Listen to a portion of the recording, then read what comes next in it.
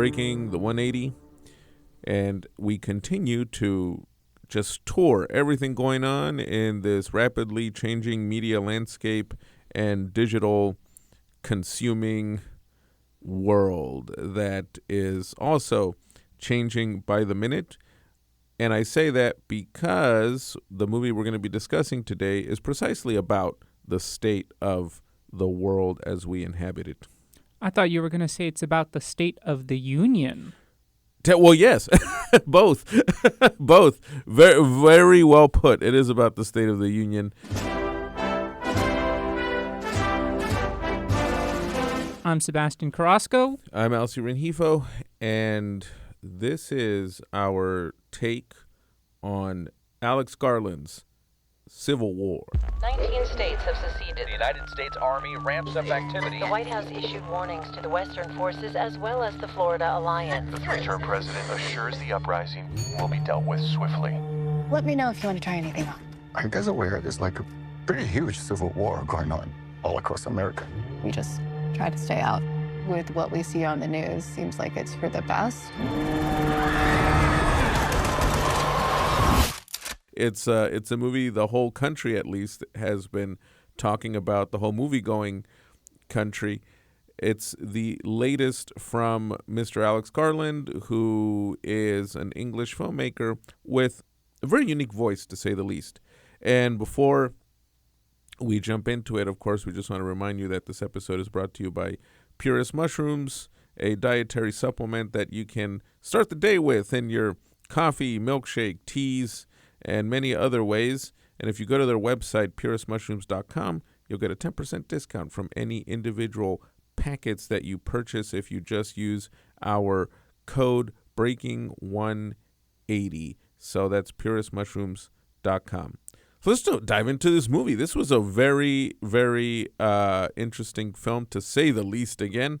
And it's kind of weird that Alex Garland claims he might take a long break, if not an indefinite break from directing, considering this is a movie that shows him once again growing as a filmmaker. He never repeats himself, which is part of what makes him really unique. You know, there's so much to say about this film, whether it's about the contents of the film, Alex Garland himself, what he's said in interviews about his film, and the reactions to this film.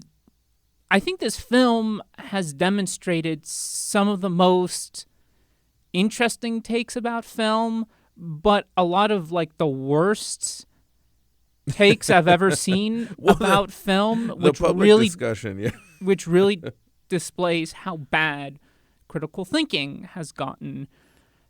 Also, you've seen this twice. You went to a press screening, and then we saw it at the Universal City Walk IMAX, which was glorious.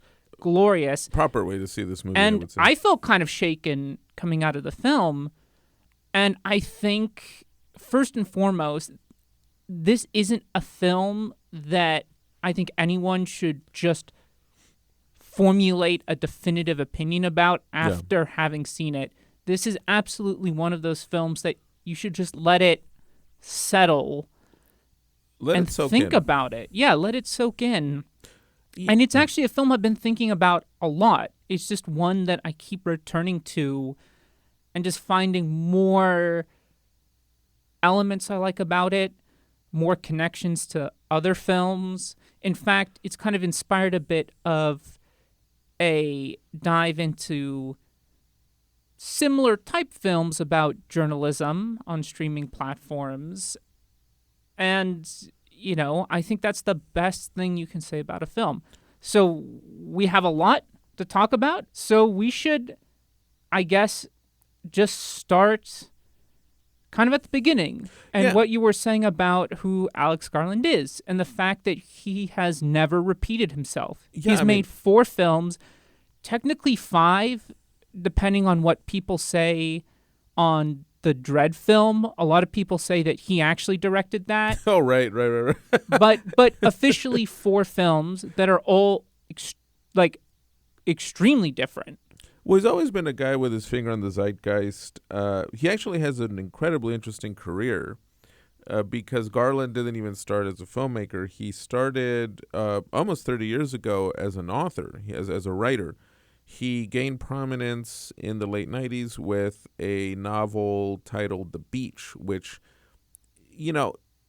at the time and in the years since, has been seen as one of the key literary statements on Gen X and the way. So if you have parents that are in their early to mid 50s, basically, if you want to get what the heck their youth was all about, just read The Beach. And it was adapted in the 2000s, well, in the year 2000 actually, by Danny Boyle into a movie starring Leonardo DiCaprio, which at the time was very divisive and is today kind of a minor cult film.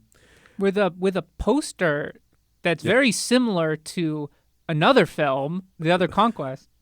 Oh, yeah. Actually, wow, that's actually a good catch.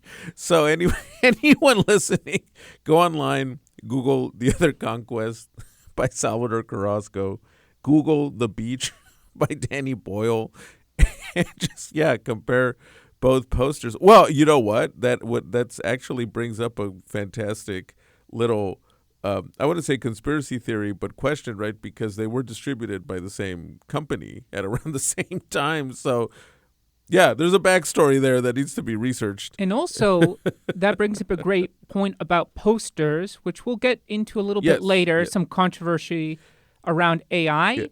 But Garland, we'll get into that later about Civil War. Well, speaking about AI, Garland, to quickly run through his catalog, he really breaks through as a film director with his movie Ex Machina about, artificial intelligence, and it's a really great, one of the great modern sci-fi films, and it lingers, and it's about human relationships. It blew me away. Yeah. It's one of those that I actually saw it on a plane, and it just profoundly affected me. And I think, at least in the 2010s, maybe even starting at the turn of 2000, it's one of the best science fiction AI films out there. So he started at a very high point. And before AI, we've always had this discussion, right, about artificial intelligence and speculated about it. But now it's such a dominant issue. So he was really ahead of his time by 9 years with that movie. Then in 2018, he makes Annihilation, which is, a highly underrated and excellent, again, sci-fi movie starring Natalie Portman, who leads a group into we'll just say like a space called the Shiver, which is connected to an extraterrestrial presence. Very well-made film. I believe based on a novel. Based on not by Garland, but on a novel by another author, which of course is probably why it works, because it has that nice undercurrent of an author respecting the work of another author in adapting it cinematically. Well, what I like about Annihilation in particular, I mean, both of his films up to this point, his writing. Yes. The kind of subtle writing where some things are overtly explained, but there's a lot in his films that it's just in the images. Yes, which, again, he's one of those rare cases of an author. Not all authors have successfully transitioned to even screenwriting. Cormac McCarthy. Yeah, and many other cases going back to the early days of cinema. Even Bertolt Brecht had a hard time even adjusting to what Hollywood was all about. But Garland is he's the real deal. And then in 2022, he then comes back with dabbling a little more in surrealism and in a kind of surreal sort of filmmaking with Men. A kind of a stealth drop, too, because I believe they released a trailer a couple months before it even came out. Yes. And we have a Do We Recommend on that. It's good to point out, too, how it was also his first production with A24. And A24, I think, is maybe a more proper home for Garland in a way, because something his work suffered from with Annihilation was it was done by Paramount, this big studio. And they just Paramount royally screwed him on that. they had no idea how to sell that movie, and even a lot of audience members at the time it was known, they walked in thinking, oh, this is like a alien movie or something. And Which is a it's great not. connection to Civil War, which Yes. we'll get to in a minute. Even A24 marketed Civil War to be something that it's not. And Annihilation was very much in that spirit. And of course, as every major director does these days, Garland also did take his time to do a TV series. So Prestige TV, Devs, which I Devs. still need to watch, it's very good. starring Nick Offerman, who has a slight cameo in Civil War. Yes, exactly. And this one is Garland kind of critiquing a bit the tech culture that's so dominant now as well. This whole idea of tech becoming the new merging of capitalism and an industry in our time. And again, it's got his haunting kind of nightmarish quality. He knows how to combine stark realism with this almost nightmarish view of certain things, how things can take a sudden and surreal turn. I would He does it very argue well. that's an undercurrent Yeah. with all his films. Oh, yeah. That's his obsession. Yeah. That's a word we use a lot, but I think we use that because we like to find out what makes an artist tick, Exactly. right? How can we view the framework of either their entire film catalog or certain collections of their films? And since Garland has only made 4 films, Yeah. we've noticed that that's definitely a core tenet. Yes. And which makes perfect sense that he would then conjure this speculative movie about what would happen if the United States descended into a second civil war, because that is, in a way, right now, the ultimate nightmare in the national subconscious and the national psyche, with no need to explain everything going on, and the and the fact that we're in an election year and the social fabric of the country is very frail at the moment, and it's literally threatening to tear apart. So to quickly give you a sense of what the movie's about, it basically follows a group of journalists in a future United States, not too distant future from the look of the movie, where essentially the country is at war between these this separatist faction that's composed of Texas and California, with like Florida kind of being a separate player but still in solidarity with them, and they're called the Western Forces.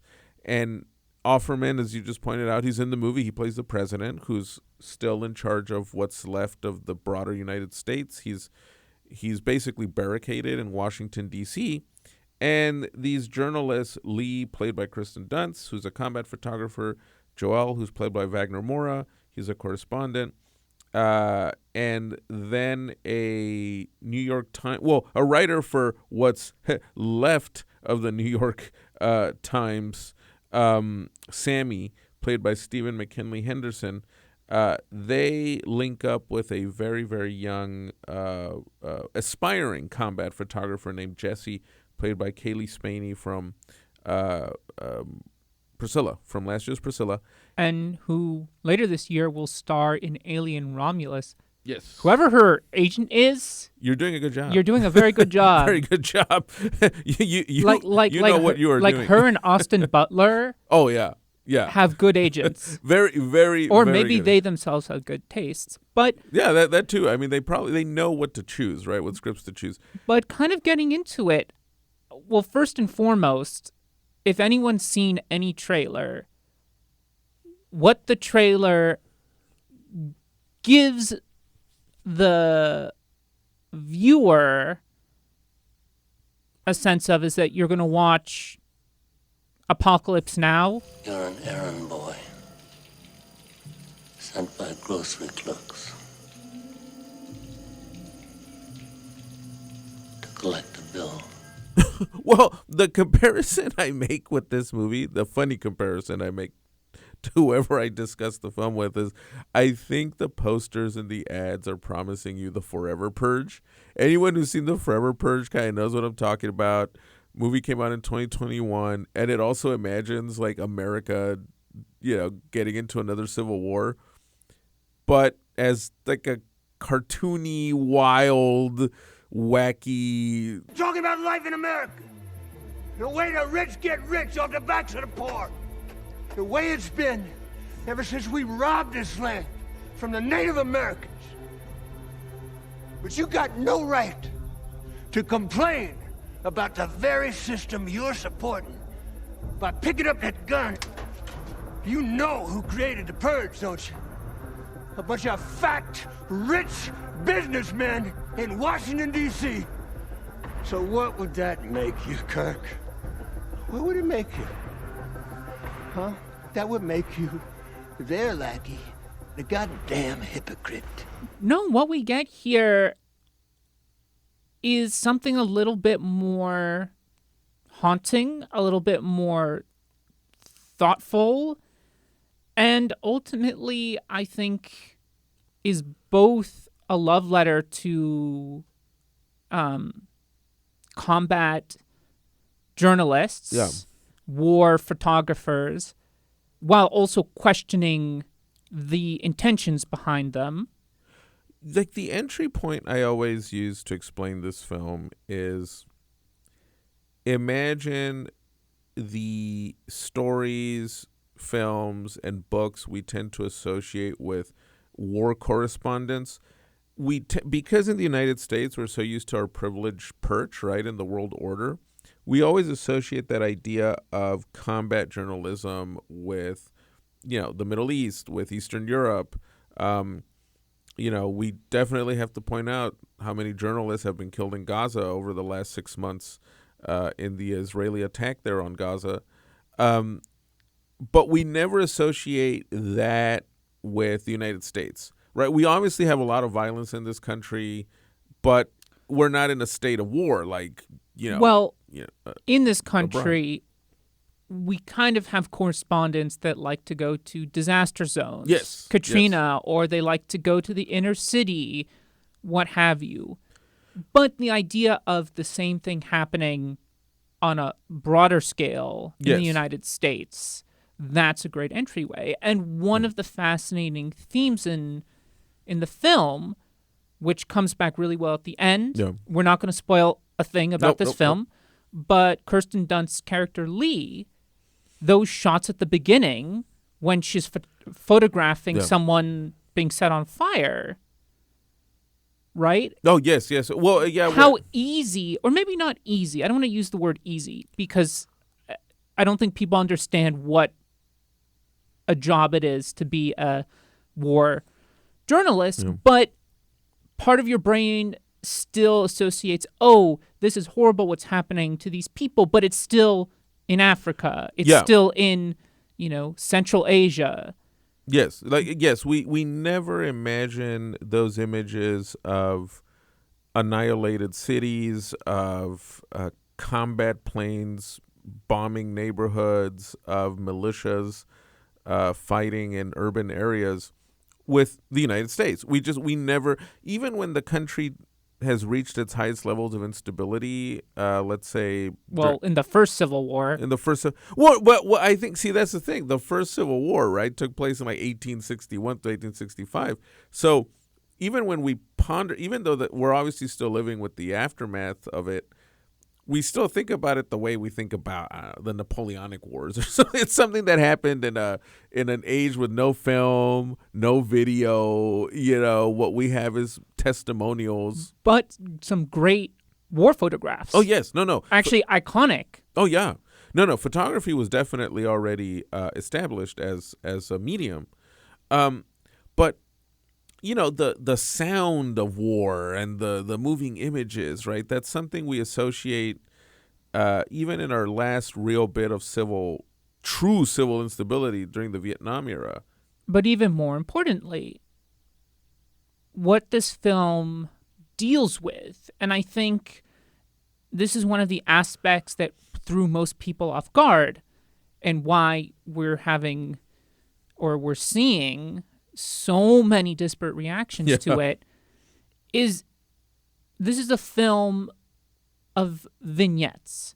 Yes. And the more I've thought about it, this film, even though it's different subject matter, different protagonists, it has the spiritual framework of The Painted Bird. Yes, Painted Bird. Another great movie that just has kind of fallen under the radar. I haven't looked too much into reactions since the movie came out, but I'm hoping audiences have been discovering it on their own sense. Because The Painted Bird by Václav Marhul, which is based on a very, very acclaimed novel by Jerzy Kosinski of the same name. It's a really fantastic movie about war in Eastern Europe. World War II, basically, the Eastern Front. However, what makes The Painted Bird so unique, and perhaps, well, the few people that saw it had such a stark reaction to it, yes, it's a film about the Second World War, but it's not about the battles. Right. What it's really about is how different sectors of society cope, exploit, join. The factions involved, the interests, and how they're not always just spelled out. People aren't always giving big monologues and speeches in these highly explosive, intense situations. And Civil War, Alex Garland's Civil War, is very much in that spirit. Throughout this film, we're getting portraits of the different warring factions, of how different towns, how individuals in small towns would make their way. And in the context of modern America, like anyone listening who's about to road trip, right, from here to the East Coast, just imagine crossing that large swath of territory that is the United States, and imagine what those areas would look like in a combat situation, right? It wouldn't be so clear cut in a country this big. You know, the Civil War of the 1860s obviously was a very defining battle line between North and South, and with all these defining factors, most famously, of course, the issue of slavery. But today, we've become such a more complex, diverse society, and the political issues that we're fighting over are so intertwined and complex. I've mentioned this to you before. If Civil War broke out in the United States today, it would look more like Syria, right? Where, the catalyst was this dictatorship of Bashar al-Assad, but, 13 different interests spawned out of it, from ISIS to the Kurds to different Islamist factions to secular protesters in this big violent mesh. And that's kind of what would happen here if we split up again. Absolutely. But, one thing that I think really hit me, some of the best films about conflict aren't necessarily about the grand battles. Exactly. And I think those are great spectacles. No, it's great to celebrate those victories, celebrate the sacrifices people made. But in a way, the most haunting aspects of war are the people wrapped in this kind of cocoon where the looming threat of war is everywhere. You can feel it everywhere, but you can't see it. Well, the microcosmic lives involved, right? That's what we don't see in the big news reports and the big headlines and the best movies about war. That's what they do. They know how to capture that human angle to it. So in The Painted Bird, right, no one gives long, again, like I was saying earlier, no one gives these long speeches about Bolshevism and Nazism or something. They're just living it. They're just you can see the historical forces impacting their lives through their actions, through the way a peaceful moment can be shattered by a terrible raid. It's something Oliver Stone brought up in a very good documentary on the making of Platoon, his 1986 Vietnam War movie, that people who haven't been to war don't get that war, it's not like it's action 24/7.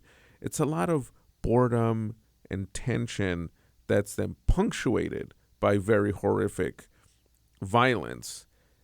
And Civil War captures that well because a lot of the movie, like you were saying, is vignettes. It's road tripping with these journalists as they essentially pit stop in different corners of, basically traveling from New York to Washington.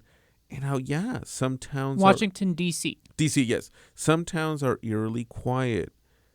You may find militiamen hanging out at a gas station, Well, without spoiling, the militiamen at the gas station, that great line, we're not going to give it any context because you should watch the film, everybody.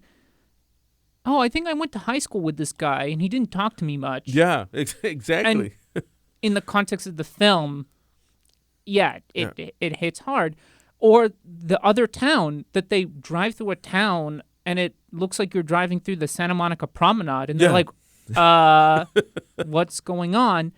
But like we said, there's a great moment when they realize, oh no, they're very much aware of what's going on. And it's this little moment, and they do not overdo it. It doesn't turn into a big conspiracy, twisted chase. No, it's just like, we see what's going on. Let's get the hell out of here. Yeah, I think that viewers, when approaching this film, should approach it like these great books about war correspondence, like Dispatches by Michael Herr, or Another Day of Life by Kapuscinski, and you know what?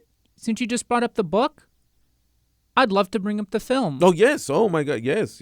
I think. Well, let's do that in a minute. But it's really great you brought up Kapuscinski. But please. Oh yeah. Well, and also Pity the Nation by Robert Fisk about the Israeli invasion of Lebanon in the 80s. These are books that are thrilling, but they capture that vignette aspect of reporting on war, where it's not like everything is one constructed, calculated plot. You don't know what the hell is going to happen from one day to the next, as we're seeing right now with the Middle East, right? I mean, a few days ago, everyone thought World War III was about to start with Iran. Now we're back to trying to figure out how to stop the bloodshed in Gaza. So it's unpredictable, and the movie has that spirit to it. It's like they're driving down a highway, and then a vehicle starts speeding behind them, and it's like swerving side to side. You don't know what the heck is going to happen. You don't know what you're going to find. But that brings up a larger point, and it's also something that I've been very conscious of in how we discuss history. Even great books about history tend to give us the top-down perspective. Right. When I mean top-down, I mean like from the stratosphere. Everything, it's these big movements through time. But if you talk to some of the most respected historians or academics in other fields who write books about history, you find out that they ultimately write about people. Yeah. And when you write about people, they're aware of what's going on, but their concerns aren't this grand scheme of toppling regime. No, it's thinking about how am I going to find a chicken so my children don't starve. Yeah, there's people in Gaza right now, right, who us and on the outside we're having these big debates about the wider history of the conflict and the how to resolve it and the politics behind the Netanyahu government or the history of Hamas and all these things, when there are people day to day living in that territory, trying to figure out how to survive, wondering if this is the last time they'll see their loved ones. And those are stories that will probably have to be told like this movie later. You know what film does a pretty good job of tackling that idea? Peter Weir's The Year of Living Dangerously. Yes, fantastic movie with Mel Gibson. Linda Hunt's character. Yeah. That's her big concern, which leads to a big moment in the third act of the film. I'm not spoiling that either because you should go see it, but that's exactly what her character tells Mel Gibson and the other Western journalists. Yes. Oh, and it's good you bring up that movie because Civil War should be seen more as a companion to those kinds of films, which is very curious, right? Because it's about a civil war that is yet to occur, and yet you could put it on the shelf next to Oliver Stone's Salvador, Under Fire. Roger Spottiswood's Under Fire. About Nicaragua, and Stone's film is, of course, about the war in El Salvador in the 80s, and The Killing Fields. about Cambodia. These Another Day of Life. Kapuscinski about the War of Independence in Angola. But that's a great point that you made. And I think that's one thing that it's just been kind of ingrained into my brain when I think about the film. It doesn't feel like speculative fiction. It feels like one of these films we just mentioned. It feels like you're watching a historical drama about the modern Civil War in the United States. Yeah, it doesn't play around like some kind of dystopian thing, right? It's not the first Purge. It's not the Forever Purge. I keep bringing up that movie because to me it's also the perfect the counterpoint. first Purge movie with Ethan Hawke. Oh, yes. I make that comparison because I think that's a perfect example of the counter, right? Of the counterweight to this movie. These kind of cartoony speculative fictions about what the future holds. Civil War understands what could be tomorrow, right? Even Offerman's president, when he speaks to the nation, it's that kind of monotone, bureaucratic language that, you could expect from Biden or Trump. And I think that's what throws people a bit off the rails when discussing this movie. I think depending on what side you're on, you want Garland to make a 100% anti-MAGA thing or a 100% liberal pamphlet. So I'm really glad you brought this up. And we're still going to bring up these other great films we talked about because they're all connected in this respect. What Garland does, which I think is kind of brilliant, and the way he does it, he says it's apolitical, but I think people misunderstand exactly what he means by apolitical. Yeah.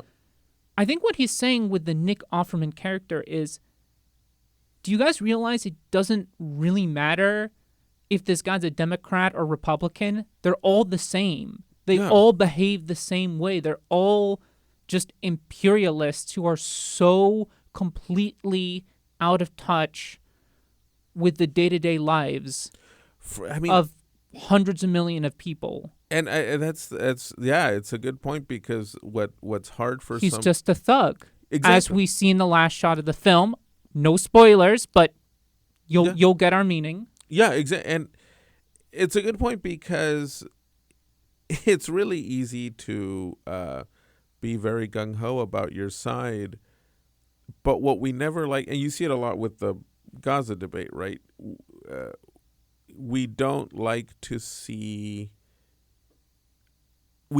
contemplate that our team will be the one responsible for starting the cataclysm.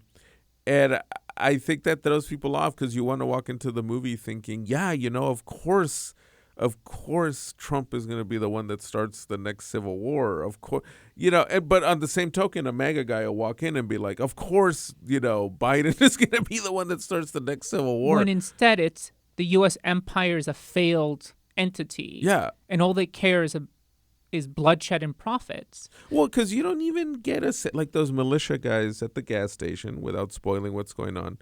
You really never get an idea of what they are exactly politically. Are they right-wing white nationalists, or could they just be, just some other faction? Because they're just people. Yeah. And this also lends into the film itself. We don't get any title crawls saying how the Civil War happened. Yeah. And I think why the film is so poignant,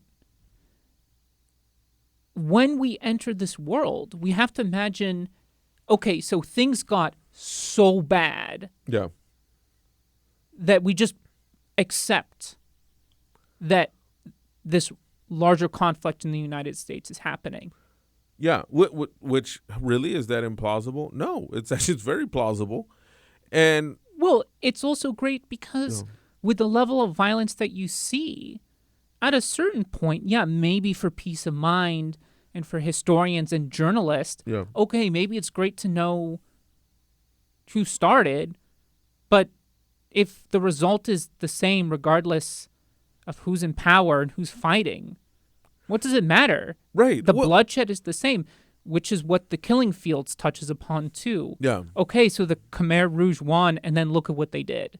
Yeah, exactly. Yeah. Well, it's that tragedy of, Chris Hedges writes very well about that in his great book, War is a Force That Gives Us Meaning, about how once war begins, the sheer intoxication of violence opens many, many dangerous corridors, right? That a society can walk into. And a great anecdote he shares in the book is he was covering Argentina in the early 80s when the military junta decides to pick a fight with England over the Falkland Islands. Or the Malvinas. Yes, exactly, yes. Not to insult our any Argentine listeners. Oh, by the way, our hearts go out to you in the current moment. Yes. What Milei has done to your country is... We're with you guys. Please survive that guy. So, but he shares a very interesting anecdote about how he was hanging out at the time with these very hardcore activists against the junta who were protesting against the junta, and they were, fighting for the disappeared and all this. Justifiably so, of course. But once the war starts, because everyone got into this nationalist fever of like, it's us against the British and we need to reclaim Las Malvinas and all these things. Well, he was shocked at how overnight these friends of his who were leftist activists were becoming pro-war hawks, and their excuse was like, no, man, hey, I'm still against the regime. But hey, I mean, right now, we gotta stand united against the British, and it was a lesson for him in how that's what. And I brought this up even all the time with the topic of Israel, right? That the most liberal students, the most liberal instructors, when it comes to that topic, and I've seen it again during the current conflict. All of a sudden, they're just right-wing and in favor of the war, and, who cares how many people have died? Our side has to win. So, going back to Civil War, Garland challenges the audience by keeping so obscure the very beginning or spark of the conflict, because, frankly, it could... Let's speculate, right? It could start with either, I don't know, a leftist carrying out an assassination, or a MAGA guy carrying out some extreme act of terrorism. I mean, who knows? Well, there is an extreme act of terrorism that opens the movie. Yes, exactly. But it's not the catalyst. cause. Yeah. But I know. It's something I've been thinking about a lot, because if anybody is aware, because we just mentioned the Khmer Rouge, they were a communist faction. Yeah. But their level of violence was just as horrific as what the Pinochet regime did in Chile. Well, and funny enough, they were then overthrown by communist Vietnam when Vietnam invaded Cambodia and got rid of Pol Pot. So the world's quite complicated. It's quite a complicated, But the violence remains the same. That's the ultimate point. Or even today, could you compare, again, whatever one thinks of Lenin as systems of government, I mean, there's an obvious difference between Cuba and North Korea. Right? I mean, you've been to Cuba. Did it feel like you were in North Korea? No, absolutely not. Well, yeah. North Korea is probably closer to Turkmenistan. Yeah, exactly. Yeah. It's that the world's complicated, and Garland gets that in exploring this. But he also understands, like I said, this film is ultimately a love letter to war journalists. Yeah. But it also asks the question: do these people become intoxicated by shooting on film this violence? Oh, well, I love that you brought that up, because you see those two differing personalities in how Kristen Dunst's character is clearly haunted by having photographed so much death, whereas Wagner Moura, his way of surviving is that rush, right? Like he likes that adrenaline kick. There's that great scene, and of course we're not spoiling anything, when they've camped out for the night and they can see in the distance the fire of combat, and he just wants to go, and he's like, this is getting me really hard. I really want to go cover this. And Kristen Dunst is like, no, we're not going there at night. It's very dangerous. So you see how they both they're passionate about their career, but they approach it in different ways. Well, Wagner Moura's character reminds me a lot of James Woods' character in Salvador. No, yeah, absolutely, totally. And their turning point. Yes, exactly. When it really hits home for them. And I think that's such an important exploration with this journalism. One can only imagine you're seeing some of the most insane, barbaric acts of violence committed by one human to another, or a group of humans to another group of humans. And that complex morality. Okay, I'm not interfering. I'm standing by and capturing this on film. So hopefully people back home will see it and do something about it. But then people just get wrapped up in, oh, isn't this so bad what's happening to these people over there?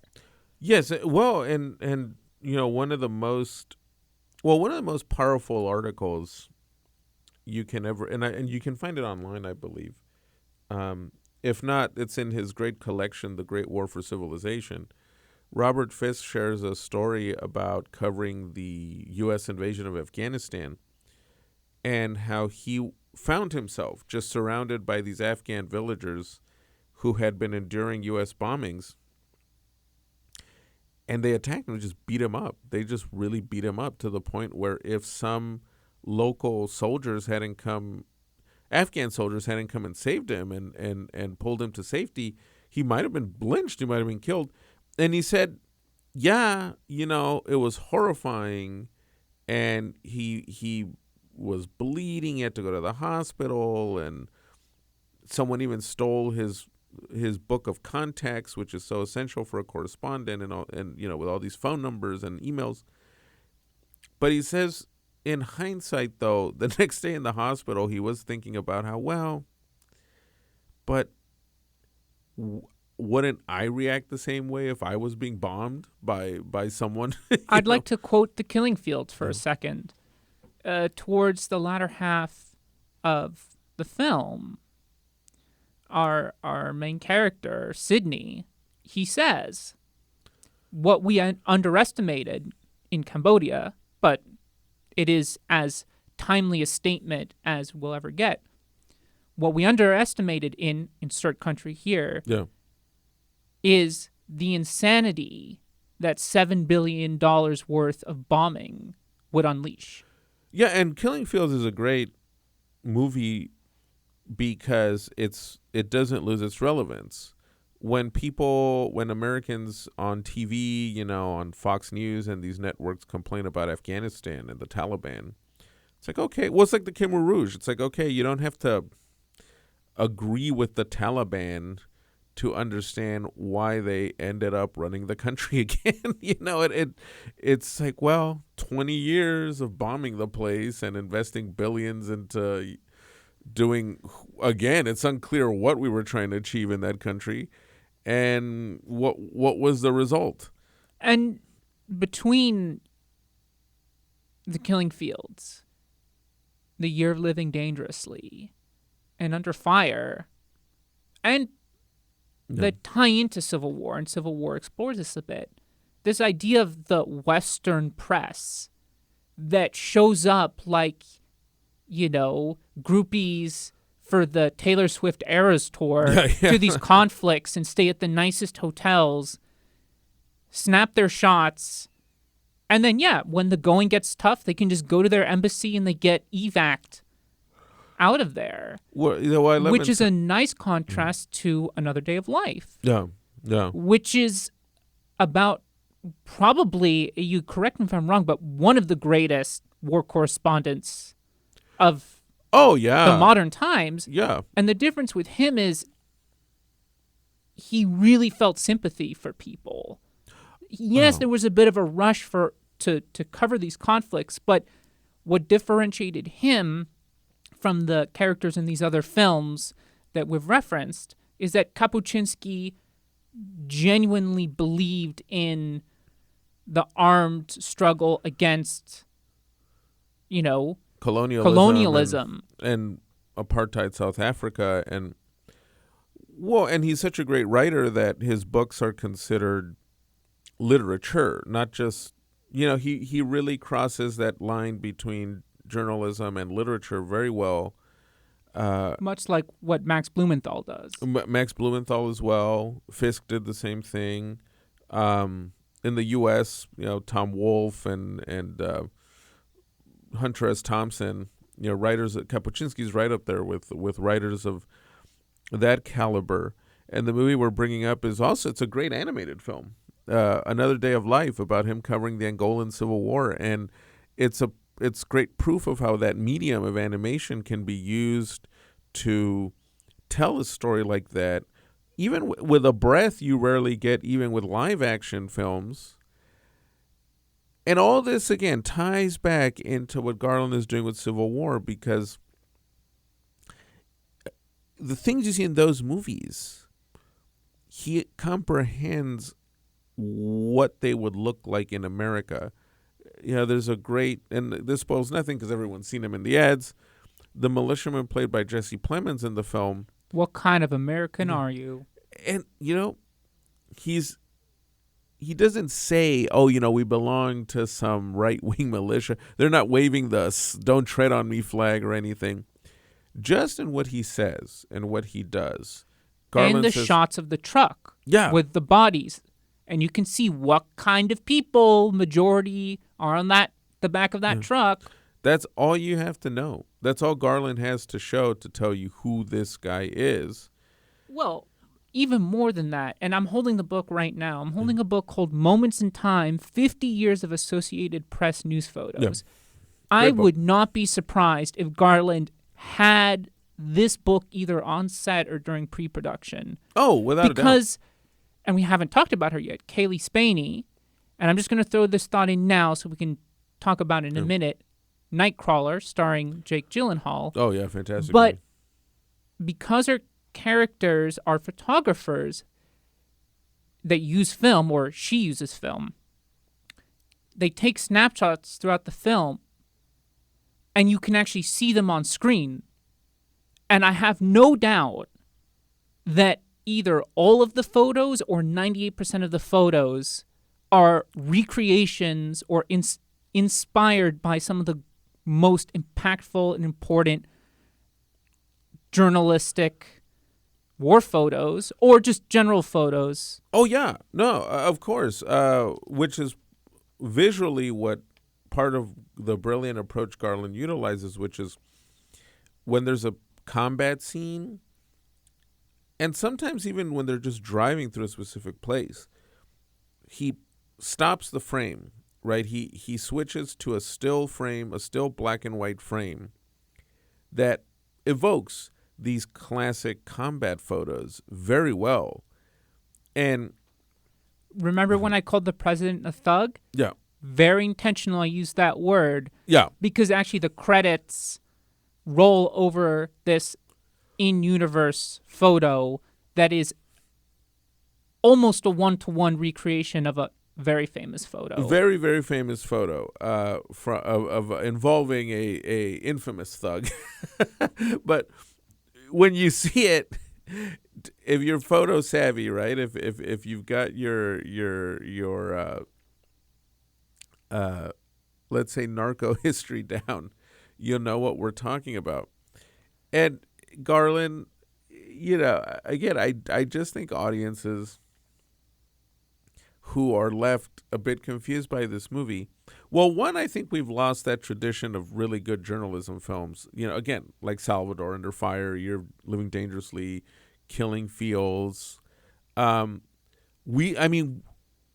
unique thing about that period in time in movies I've always found is how studios were making movies about these conflicts. And I think it has a lot to do with the fact that even though the point of view was still the white sure. guy, but they were still making them. And Killing Fields, it's pretty unapologetic. Yeah. I mean, so is Salvador and Under Fire. And Under Fire. I mean, Under Fire, since we brought that up, it has that great line at the end when one of our main characters, let's say she loses someone, Yep. a journalist, Yep. and she's crying in basically a bombed hospital or refugee area. And one of the Nicaraguan nurses says, "Oh, did you lose this guy in this conflict?" And then she says, "Yeah, well, 50,000 Nicaraguans died, and I guess one white journalist for the world to actually care about what's going on." Well, and because I think it has something to do with how that generation of people of moviegoers were still so close to the Vietnam era. So the way there's all these solidarity protests right now with Gaza, in the 80s, you had a lot of solidarity protests over the civil wars in Central America because there was this very big fear that the Reagan administration was going to try to at least invade Nicaragua to overthrow the Sandinistas. So Vietnam 2.0.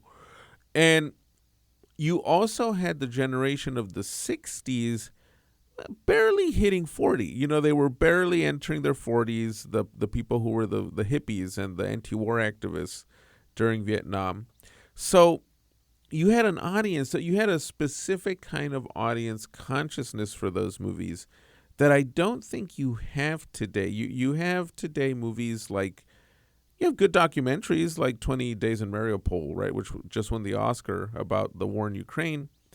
But you don't see this yearning among audiences for this kind of movie anymore. Who knows? Maybe this whole Gaza experience will condition Gen Z to want to go see these kinds of movies. But, we're in a time period. Well, journalism itself has changed so much. When those movies were made in the 80s, a guy like Richard Boyle and Salvador or Nick Nolte and Under Fire, these guys could still hope to make some kind of living by just hopping on a car, going down to Nicaragua or El Salvador and selling their stories. Well, for them, if they took a really good photo, that was it. That was proof. These days, with AI and the fact that people are so tribalistic, as we're seeing in Gaza, we see the most horrific videos ever, and people say, that's staged. Oh, yeah, or are you sure those numbers are accurate? That's AI and all this stuff, which is disheartening. But on the other hand, there's still enough people that do believe it. The last movie of this type that I saw, let's say recent, before Civil War, was a 2018 movie called A Private War by Matthew Heineman. starring Rosamund Pike.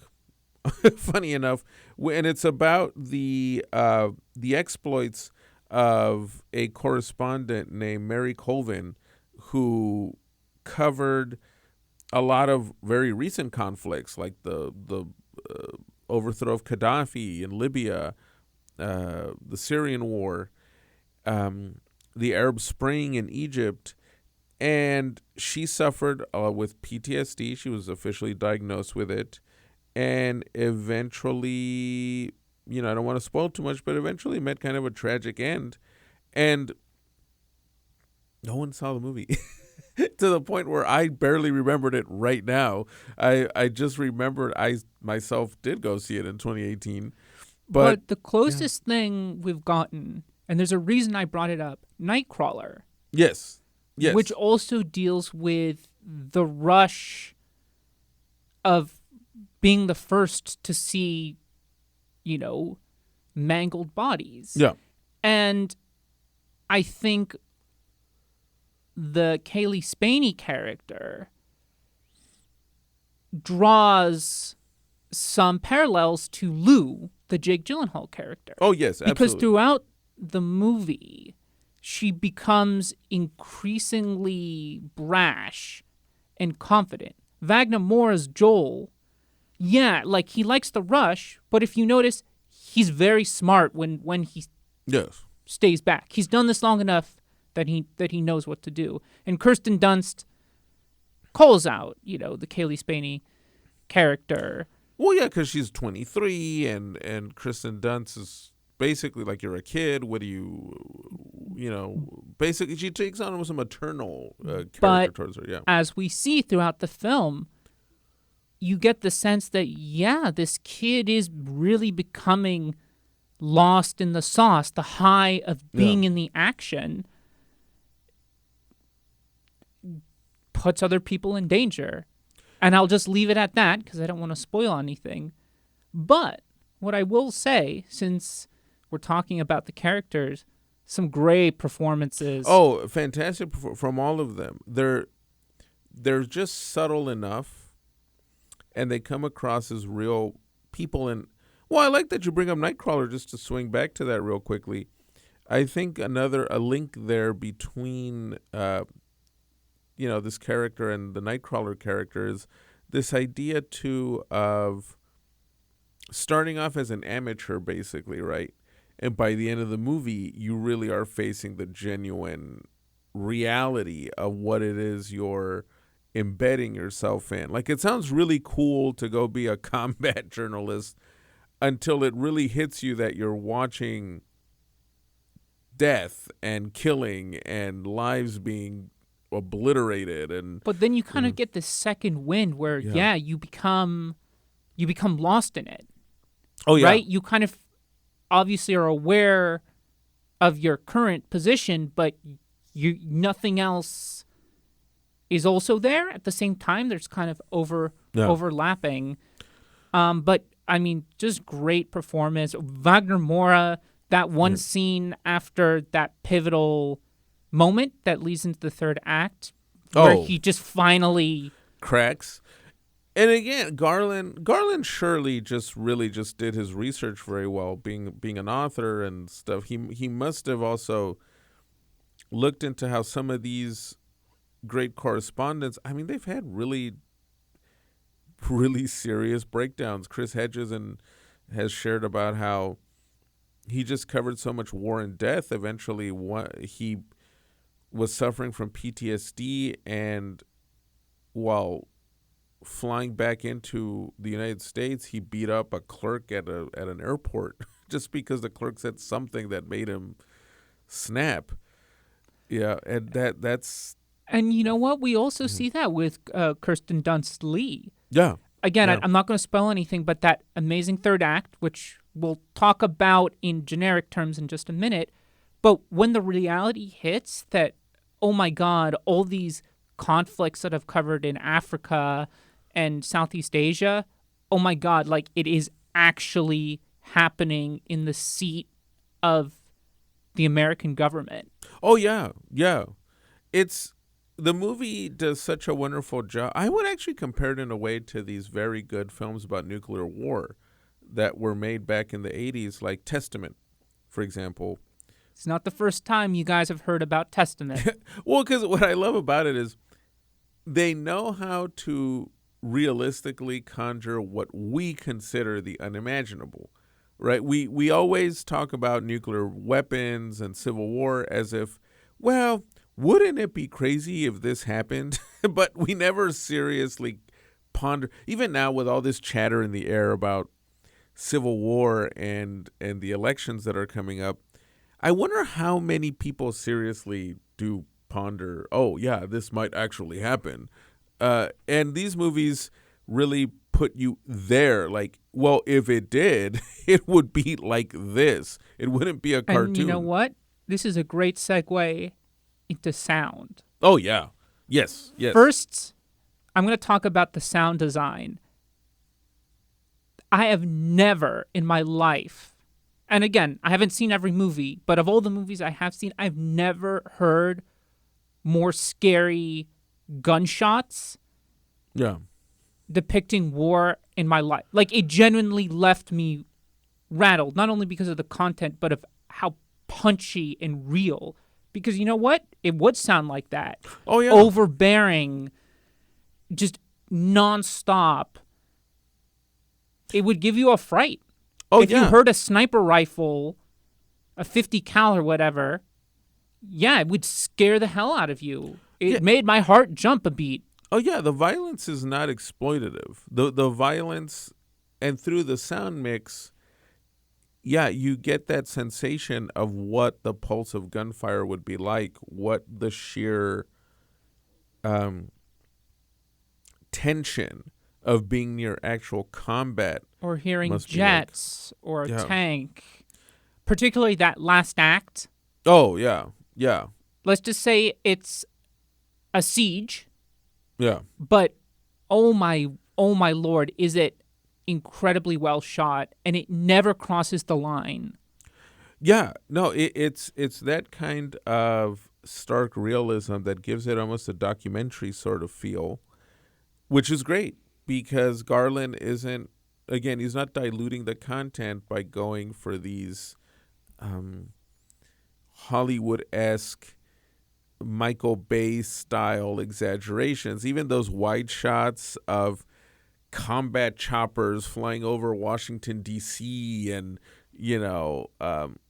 well, that also lends to his work with Rob Hardy. Yeah, great A DP. huge star, well, of all of Garland's films. He also shot the best Mission Impossible movie, Fallout. His work in this film is just outstanding. The siege is spectacular. But I'm also thinking of just a sunset. Yeah. Or when they drive through the forest on fire. And, and to go back to the sound mix, one thing Garland does so well, too, in this movie, he doesn't over-accentuate the violence with pumped-up music. He actually shuts the sound off during specific moments of violence. I'm glad you brought up music. So the original soundtrack almost feels like a horror movie. Yeah. That blend between serene but also scary, so kind of gothic, like true gothic. Yeah.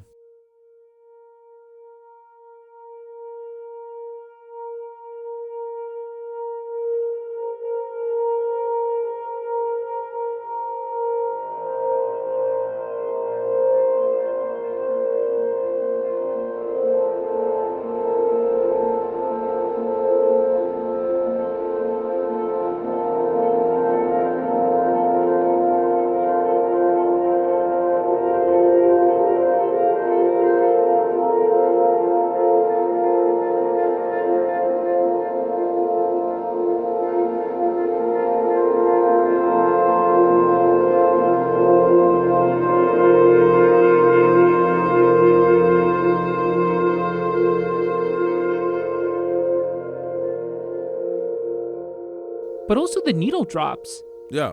One of the complaints I've heard, a lot of people could not stand the needle drops.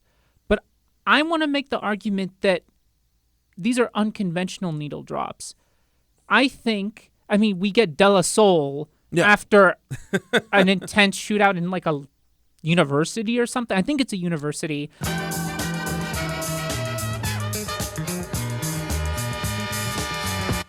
I think there's 6 tracks that he uses, licensed tracks. It's not that the songs are saying literally what's happening in the scene. They're evoking the scene itself and what the characters and the subjects that our journalists are following are embodying and what they're feeling. And also, he focuses on not making the needle drops distracting, right? Too many poorly placed needle drops are meant to pound into you what you're supposed to be feeling, right? Literally the lyrics saying, times are a-changing or something. Exactly. Like he does. You know what? That's another thing I appreciated. The music sounds apt for the world he's creating. Well, what these combatants would listen to. Yeah. Right? One of the things I really disliked about the Russo brothers' Cherry, right, a couple of years ago with Tom Holland as an Iraq war veteran, was that instead of making a genuine movie about an Iraq war veteran or about that period in time of the Iraq war, they actually just do all the cliches of throwing in songs from the 70s, and the whole soundtrack is like Vietnam era songs. My eyes just rolled to the back of my skull. And I'm sitting there watching it like, well, no, I'm sorry, but if you grew up during the Iraq war era, you know that for those guys who were in the army, the soundtrack of choice would be Godsmack and nu metal and Kid Rock and that sort of music, and it's not that Garland is making a personal statement on the 00s or the 2020s, but the music just feels like, this is what would be in the car if. Well, for example, let me list off a couple of tracks. We have Silver Apples, Love Fingers. Yeah. Rocket USA by Suicide. That's my favorite track from the movie, actually. Yeah. Mine was Say No Go by De La Soul. That one was the most jarring one. Yeah. But once I got what it was going for, I was like, okay. We also have, Sweet Little Sister by Skid Row. That might have been the more, obvious one, but I also got it. Yeah, no, it flows very well with where it's used. Then the Sturgill Simpson song, Breaker's Roar, which I believe plays during the forest fire. Yeah, that was actually very beautiful, the use of that song. What a beautiful scene overall. Oh, and then over the end credits, you know what we get? Dream Baby Dream by Suicide. And you know what? Again, one thing he's capturing very well with the music too is American culture. It's if a war breaks out here, it would encompass whatever makes the United States, including culturally. There's a great book. Probably the best book on the American Civil War is called Patriotic Gore by Edmund Wilson, and it's renowned by historians and critics because he analyzes the world of the Civil War, what for now we're calling the first Civil War. But through the books and through the novels and through the diaries and letters of the period in time, and what Uncle Tom's Cabin, tells us about where America was right before the Civil War. And Garland gets that. It's people aren't going to be playing the same music from 60 years ago. There's going to be certain sounds and certain. You know what? I will even bring up this gripe. He does very well something I've always complained about with a lot of sci-fi movies, like The Creator. I've always found it weird that these movies that are taking place in the year 2356, everyone is apparently still just listening to NSYNC or something. Everyone's still listening to like that music. Hey, I will say the Radiohead needle drop in that film was actually super dope. Oh, that was great. But you know what? No, but I totally Yeah. get what you mean. That the same needle drops, the same rotation Yeah. for the jukebox is still being used in future movies Yeah, and speculative movies. It's like the only time I'd like to see that is if we saw like a Napoleonic War movie using, Metallica. Metallica or, Hey, again, it works when Deep you know how to Purple do- or something. No, it works when you know how to do it. The best example, of course, Marie Antoinette, Sofia Coppola. You know what? A Knight's Tale. That's another one where it kind of works, but because the artistic choice is very specific. But when you're conjuring combat and war, and somehow But it's a nice contrast Yeah. coming back to Civil War. Yeah. Yeah, the original soundtrack, it's eerie. Yeah. It's haunting. Yeah. So it's that great balance. It's the same. It's Jeff Barrow and Ben Salisbury. Ben Salisbury has written the music for all of Alex Garland's films. Oh. So, and if you've heard those scores, they're very unsettling, but also beautiful.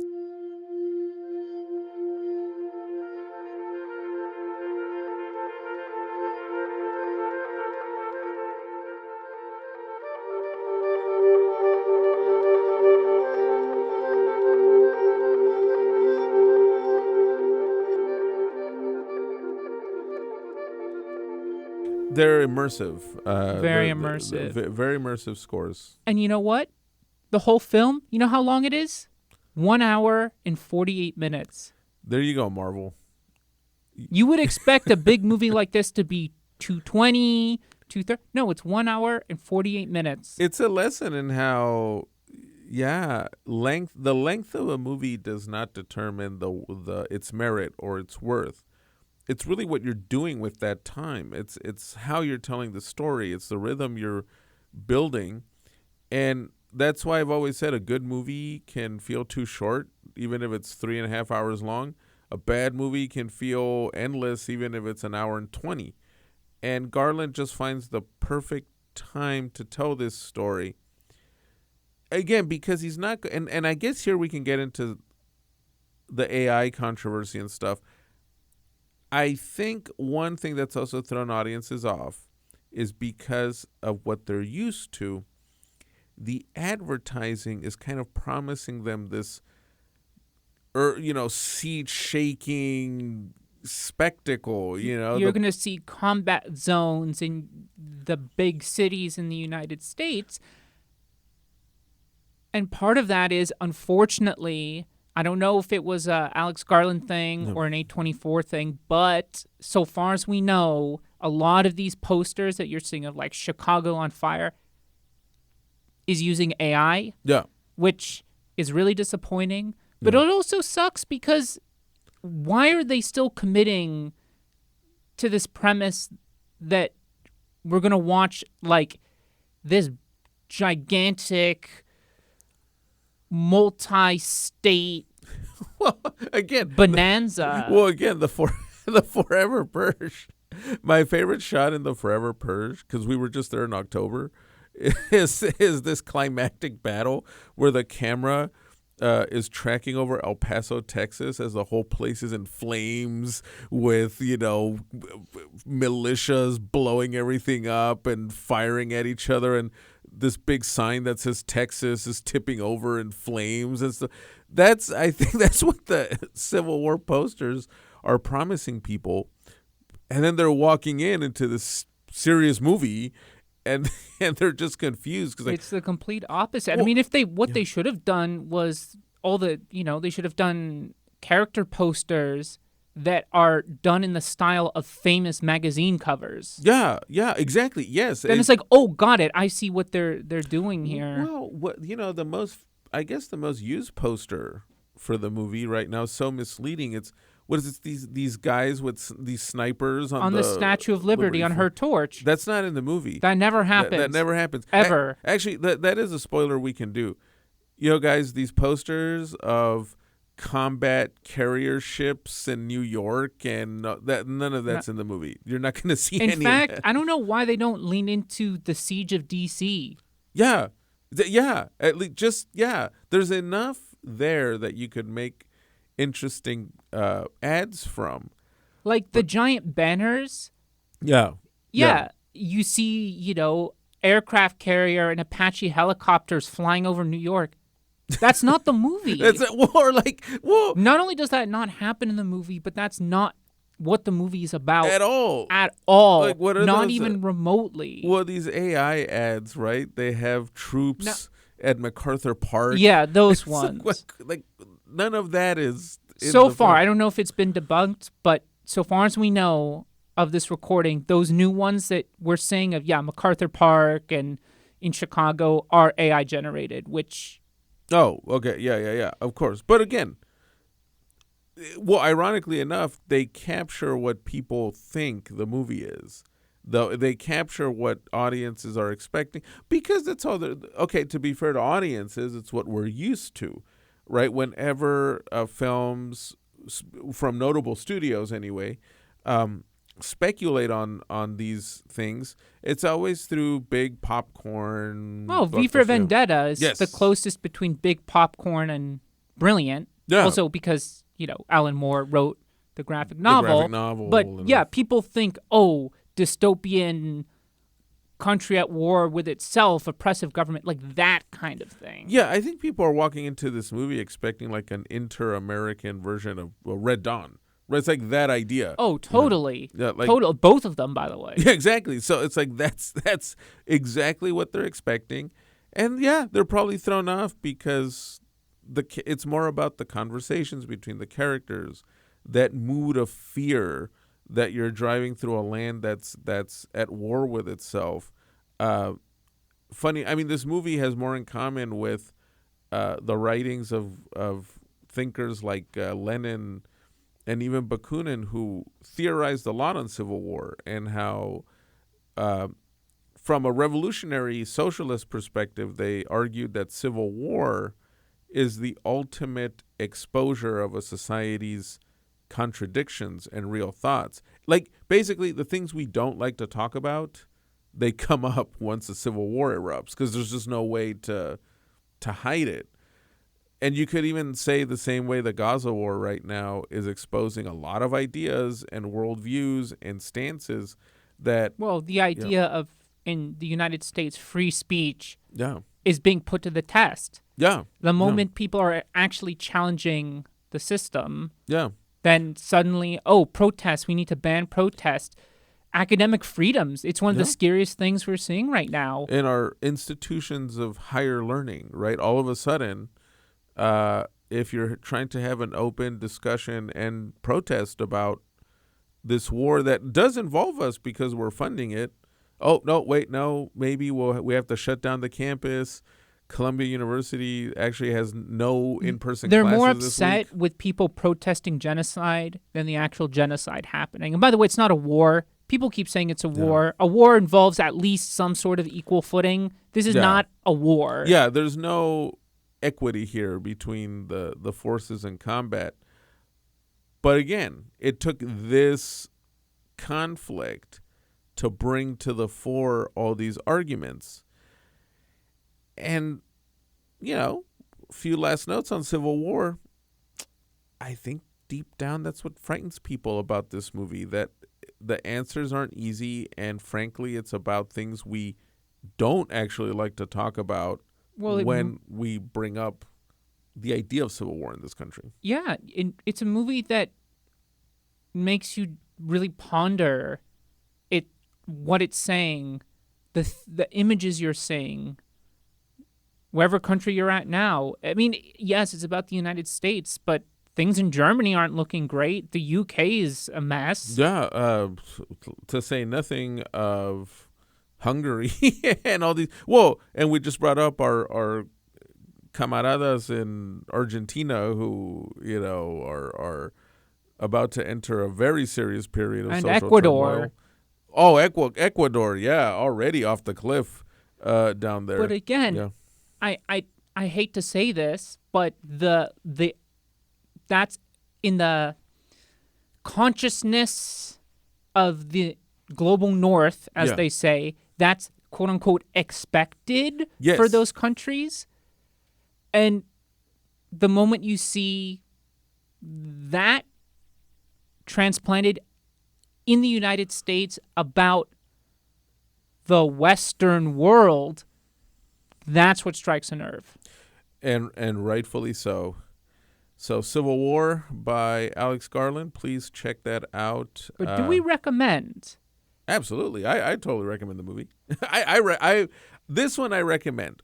I recommend, though, you walk in without expectations. In other words, cleanse yourself of the stereotypical popcorn epic. Or cleanse yourself of schlock like, I'm bringing it up again, The Forever Purge. Dude, that's not what you're about to watch with this movie. This is not a go in blind movie. Of course, I really like it, but it's one that I can't just recommend on its own. I would recommend that people at least watch The Killing Fields and maybe The Year of Living Dangerously Yeah. Yeah. before. Like, do a little bit of homework in the field of films that tackle this subject matter before going in. Because you have to kind of set a mood. I would say watch Salvador just because that's a fun movie. I would say watch all of them, yeah, but specifically if you don't have too much time, just to watch a couple yes. to get into the specific tone Well, of Civil War. the tones of those, I think, are definitely great. When we're talking about the tone this movie evokes, Killing Fields and Year of Living Dangerously. And keep in mind the idea of the war correspondent, especially these days when they don't get much credit. So many journalists have died in Gaza. Who's talking about them? Who's really giving them the credit they deserve? I think it's over 100. Yeah. And I think it's the most amount of journalists since the Second World War. Yeah. Yeah. In a combat situation. In a combat situation that have died. And we're not just talking Palestinians. We're also talking about Israeli journalists, foreign correspondents. At this point, aid workers, but imagine that happening here. And I think what unnerves people is the idea that it's not a cartoony movie that makes you feel safe about it. It's a movie that makes you think it could happen here. It's not the spectacle. Exactly. The spectacle, like, oh, this is so cartoonish, like you said, like, haha, oh my gosh, this would never happen. We can laugh at it. It's very serious. It's very serious. Like, it could happen. It feels real. Like I mentioned earlier, to kind of close it out, this feels like we're watching a historical drama about something that happened 5 years ago. And you know what? We're recording this a few days after someone set themselves on fire outside of the Trump trial in New York. So how far away are we from that spark? Maybe not too much. Maybe. And what will be the spark? Will it even matter? Maybe someone's listening to this podcast in the future. I mean, hopefully not, but someone in the sense of someone's probably listening to this in the future thinking, wow, yeah, these guys are really on point about what was going to happen in 10 months. So that's Civil War, everybody. Alex Garland, excellent release. Stay tuned for all the other coverage we've got coming up. We're just about ready to finish our Chronicles of Man opus. The last episode is it's in the oven. It's cooking. We just gotta add a few more ingredients. Sprinkle a little bit of that last dash of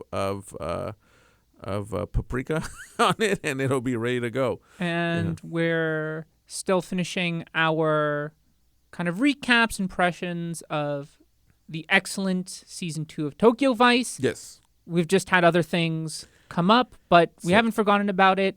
Busy world. And but until then. In fact, we're going to be going to a movie in a few minutes. So you'll probably hear about that too. And also remember to visit puristmushrooms.com to get that 10% discount on any individual packs of their dietary supplement with our discount code Breaking180. Just put that in the checkout after you select which flavor for your dietary supplementary needs, puristmushrooms.com. And on that note, everybody, keep thinking critically and enjoy movies. Till next time, everybody. see you on the flip side. Peace.